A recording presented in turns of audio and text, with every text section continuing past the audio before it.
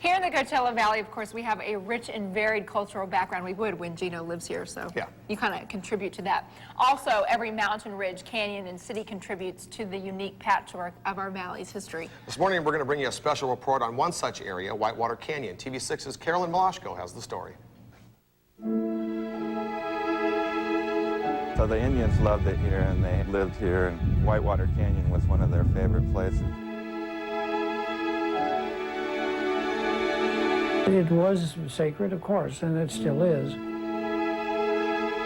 It's a beautiful place when you go into that canyon. That canyon is Whitewater Canyon, an oasis north of Palm Springs, discovered and first settled hundreds of years ago by the Wanakiks, a Cahuilla Indian tribe. Catherine Siva Sabel is one of the few remaining Cahuilla elders with a Wanakik connection. My mother-in-law was a Wanakik Cahuilla. I was living in Palm Springs. Her son, he came over and brought me back here as a bride. That was almost 60 years ago. Whitewater Canyon, these days, for most a passing blur off Interstate 10, played a significant role in the history of California Native Americans. The leader of that group at the time of the signing of the 1851 treaty with the United States was one of the members of that lineage. They were an important ceremonial religious family. Ceremonies for the Wanakiks were the rituals that gave meaning to life and death. So the use of the canyon for sacred purposes was constant, going on all year long. And the ceremonial house was where the most sacred of the Cahuilla religious materials were kept. Artifacts from the tribe continue to be found to this day. During the fires they had several years ago, a lot of those artifacts were exposed. They found some oyas and they found some other things there that the Indians had used or had there. After a flood forced the Wanakik to relocate into the Morongo area, Whitewater Canyon continued to play a major role in California history.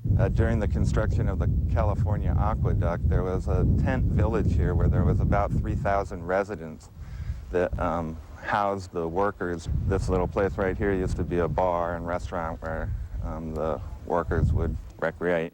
Actors and writers would soon frequent the canyon for its beauty, and Lou Gehrig of the New York Yankees came in hopes of recovering from the fatal disease now named after him. But for Siva Sabel, it's not the people that made the canyon significant, but the land itself, land she fears progress will destroy. I guess it's good for everybody else, but when you used and occupied that area a long time ago, it's a different feeling. And Dr. Lowell Bean worries about historical documentation. The more the canyon is likely to be used or developed, the more certainty there is that whatever archaeological or historic materials that are there that are important to the Cahuilla and the understanding of their history will be gone. So whatever land areas can be preserved need to be preserved now. When I raised my grandchildren, I said, look around. I said, one of these days you'll never see these trees. You'll never see these mountains. They'll be cutting them through. They will do that. You can see them now and you'll remember them. And that's all they can do is remember.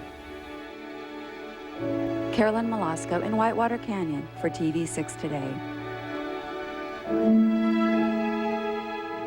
It feels like PBS around here this morning, doesn't it? That was We're good back stuff. with the day's news right after this.